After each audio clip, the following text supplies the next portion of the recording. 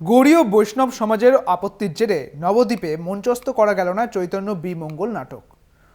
চন্দন সেন এবং কৌশিক চট্টোপাধ্যায়ের নাটকে ইতিহাস বিকৃতির অভিযোগ তুলেছে নবদ্বীপের গৌড়ীয় সমাজ। সেই আপত্তিতে চৈতন্য বিমঙ্গলের মঞ্চায়ন বন্ধ করে দিল নবদ্বীপ পুরসভা। নবদ্বীপ রবীন্দ্র সংস্কৃতি মঞ্চে 4 দিনের নাট্যমেলায় বাতিল হলো চৈতন্য বিমঙ্গলের শো। শায়কের তরফে আয়োজন করা হয়েছিল ওই নাট্যমেলা।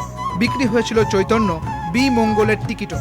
তবে একেবারে শেষ লগ্নে নাটক মঞ্চস্থ করতে বাধা দেয় পুরসভা। নাটকে বৈষ্ণবদের ধর্মীয় ভাবাবেগ নষ্টের আশঙ্কা করছে গৌড়ীয় বৈষ্ণব সমাজ। তাদের আর্জিতে নাটক বন্ধের ফতোয়া দেয় পুরসভা।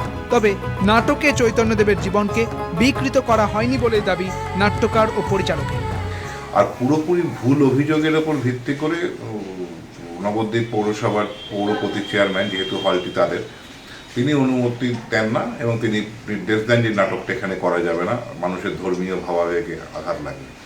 তো আমরা এই ঘটনাটা তীব্র বিরোধিতা করেছি, কারণ আমরা বলেছি যে কোথাও নাটকে এরকম কোনো দৃশ্য নেই, বরঞ্চ চৈতন্যদেবকে আমরা গরিমান্বিতই করেছি। কারণ চৈতন্য একজন যুগ পুরুষ, সত্যি সত্যি বাংলাকে জাগিয়েছিলেন তিনি।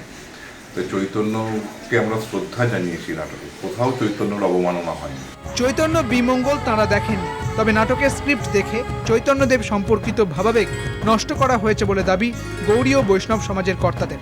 তাদের দাবি, চৈতন্যদেবের স্ত্রী লক্ষ্মীপ্রিয়া দেবীকে সচিমা সাপের বিষ খাইয়ে হত্যা করেছেন বলে লেখা রয়েছে স্ক্রিপ্টে, অথচ চৈতন্য ভাগবতে বলা হয়েছে সাপের দংশনে মৃত্যু হয়েছে লক্ষ্মীপ্রিয়া দেবীর। না, আমরা নাটকটা দেখিনি, সত্যি কথা। কিন্তু আমরা যেটা খবরটা পেয়েছি আমরা স্ক্রিপ্টটাতে, তাতে কিন্তু এই বিষয়টা কিন্তু রয়েছে। আমরা যদিও নাটকটা মঞ্চস্থ হতে দেখিনি, কিন্তু আমরা এই বিষয়টা কিন্তু মোটামুটি আমাদের গৌড়ীয় বৈষ্ণব সমাজের সকলেই আমরা জানতে পেরেছি যে এরকম ধরনের একটা দৃশ্য উত্থাপন করা হচ্ছে বিষয়টা আর কি। সমাজ সংস্কারক ছিলেন চৈতন্যদেব, অথচ ভাবনার সংকীর্ণতার কারণে নবদ্বীপেই আটকে গেল চৈতন্য বিমঙ্গলের মঞ্চায়ন। শিল্পীর স্বাধীনতা, স্বাধীন চিন্তা ভাবনায় বাধা আসায় নিন্দার ঝড় সামাজিক মাধ্যমে। নবদ্বীপ থেকে রূপম রায়ের রিপোর্ট, কলকাতা টিভি।